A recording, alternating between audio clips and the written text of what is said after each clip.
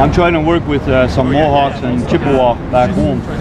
And we're trying to put a case together for the international court and possibly take Canada to the criminal court for its violations in our treaties and agreements. When you're looking at residential schools, the attempted genocide, there was even experimentations done back in the 40s, I think, 40s or 50s, where they had children in one school and one reserve were denied milk, supplements, and good food. They did a starvation experiment on them, and the other community was given milk and supplements to see how they would react. Imagine starvation experiments on little children. You see, this is what's happening between these two nations. Yeah. So they were deemed extinct. Another nation was given all of the resources and the rights and the title, and now that nation is starving this nation. They're suppressing the whole situation. Put one nation against another within the whole treaty negotiation. The whole treaty negotiating process is a joke. Actually, the international community has declared the land claims process of Canada to be against our human rights. The fact that when you go into comprehensive claims, you have to extinguish your Aboriginal title and rights goes totally against international law. And that's why Canada has to be held to account. You know, they've had it pretty easy. We take them to federal court, we take them to Supreme Court, and that's where it ends. Well, there is another avenue that's open to us, and that's international court. And once they're found guilty, once they're found guilty in international court, well, the courts could actually seize assets of this country. Canada has a lot of bonds that they hold in Switzerland, and those bonds can be seized. And they're in the billions, even the trillions. So there's a lot of money that they stashed all over the world, and that's our money. It's all due to the resources they take off our lands, and they pocket the money, and they give you nothing.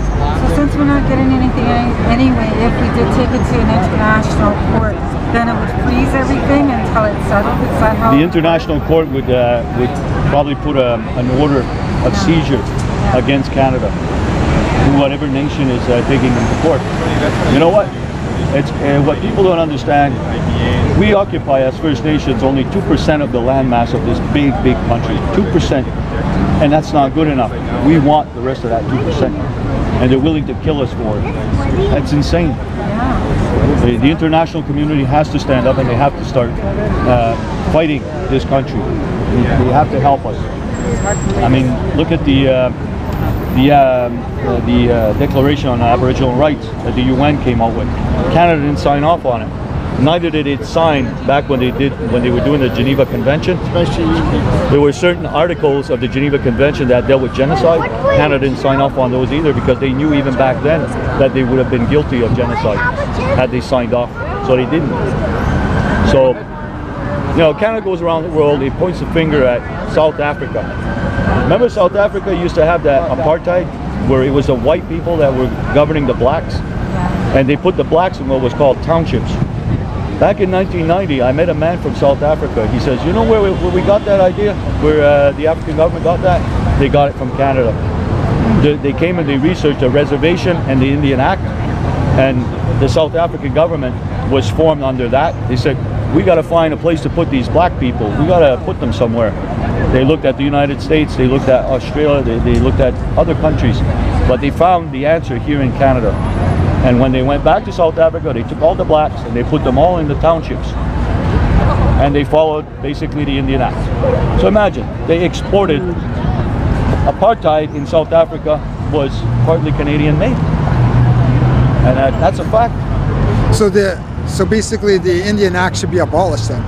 Absolutely. Absolutely, yeah, I agree with you. It goes against the spirit of intent of the Royal Proclamation. Right on. And the Royal Proclamation, these courts always say they don't like to hear the Royal Proclamation because it's too vague, it's too ambiguous. That's not true. There are very clear directives in that document. That's what Section 35 of the Constitution today is based on. It's based on that. That's right. The spirit and intent of that document is very important. Put it this way, it's explained in clear English the way they said it. How can it be any different? It was, yes, and it wasn't. The spirit and intent was one of sharing and partnership with the development of this country. 33. The king said, 33, yes, 33. and the king said in that document that if you want to sell or lease native land, it must go through the crown, but it must also go to the First Nation at a meeting, a public meeting held for that purpose, and we have to agree. That was consent. You need to give your consent. It's in the Royal Proclamation, for God's sakes. And now they're trying to find ways to go around that.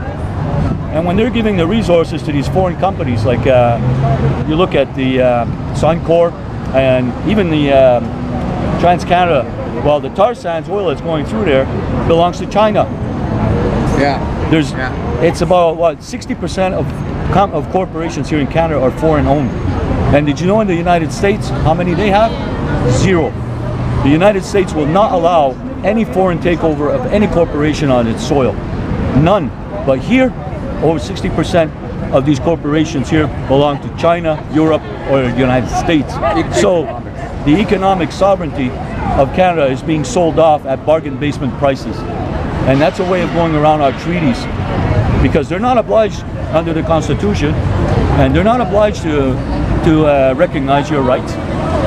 So they come in here, and if you allow them to come in and exploit these resources, then you just allow the treaty to just fall apart. And that's why I'm telling these guys, go to hell. You're not coming into my territory over my dead body.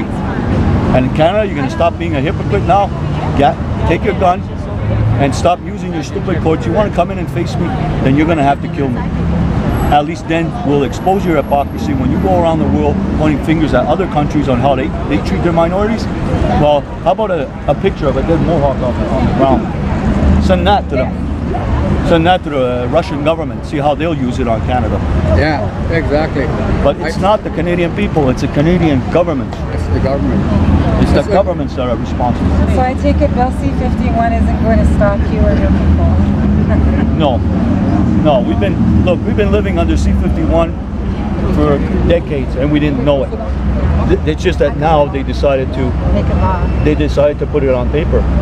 But we've been living with C-51 for, God knows, 50, 60, 100 years. Yeah, especially the Mohawks. Since they landed. Especially the Mohawks. Yeah. But yeah, and right now, the only problem that they have with us is that the Mohawk communities are in very strategic places around Quebec.